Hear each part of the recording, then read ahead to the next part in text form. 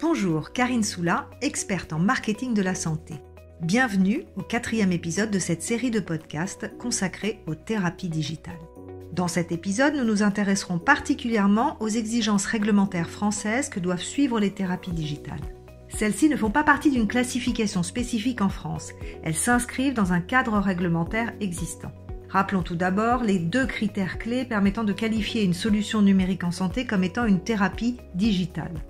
Le premier élément est le fait qu'elle doit avoir une action au niveau de la prévention, la gestion des symptômes, voire la guérison d'une maladie. Le deuxième critère est le fait d'avoir prouvé son efficacité clinique. Passons dans le vif du sujet, c'est-à-dire les classifications et réglementations françaises auxquelles doivent se conformer les thérapies digitales. Tout d'abord, il existe une première classification selon la finalité que le fabricant choisit de donner à sa solution numérique. Il peut s'agir d'une solution orientée vers le bien-être ou avec une finalité médicale déclarée, comme par exemple la prévention, l'aide au diagnostic, l'aide au traitement d'une maladie ou le contrôle des symptômes. Ce choix est d'autant plus important que les règles à suivre seront différentes. Une solution orientée bien-être devra suivre des règles de bonne pratique, mais il y aura beaucoup moins d'exigences en termes de sécurité et de performance que pour une solution destinée à aider au traitement d'une maladie. Le fabricant peut d'ailleurs choisir de s'orienter au départ sur le bien-être, puis après quelques temps d'utilisation, pivoter et s'orienter vers une finalité médicale. Les thérapies digitales devraient s'inscrire logiquement et clairement dans la deuxième option. Et dans ce cas, quand la finalité de la solution est médicale, pour pouvoir la mettre à disposition sur le marché européen, il faut obtenir une certification de dispositif médical connecté ou de logiciel de santé connecté avec un marquage CE. Concrètement, en quoi consiste cette certification ? Il s'agit de la mise en conformité de sa solution par rapport à des exigences européennes. Cette mise en conformité comprend plusieurs éléments. En premier lieu, l'éditeur du logiciel doit évaluer la classe à laquelle sa solution se positionne en termes de risque. Il existe 4 classes de risque en fonction de critères de dangerosité. Les thérapies digitales sont majoritairement de classe 2A ou B, voire de classe 3. La solution doit être conforme aux exigences associées au logiciel en termes de collecte, d'utilisation et d'hébergement des données personnelles.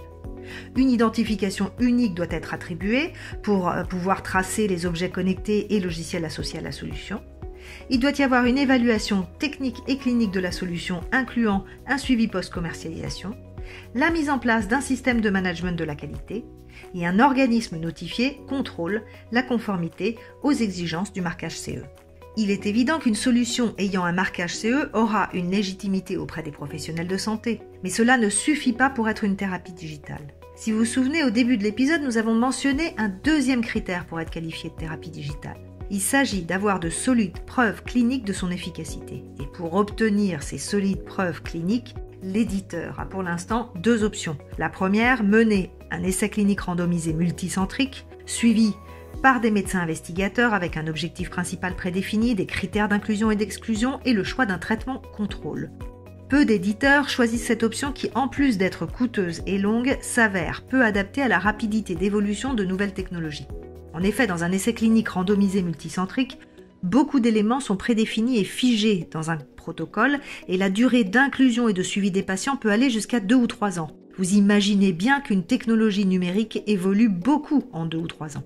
La deuxième option consiste à mettre à disposition des professionnels de santé et des patients, assez rapidement d'ailleurs, la solution, gratuitement ou pas, et l'idée est d'obtenir des données d'efficacité robustes post-commercialisation qu'on appelle des données d'études en vie réelle.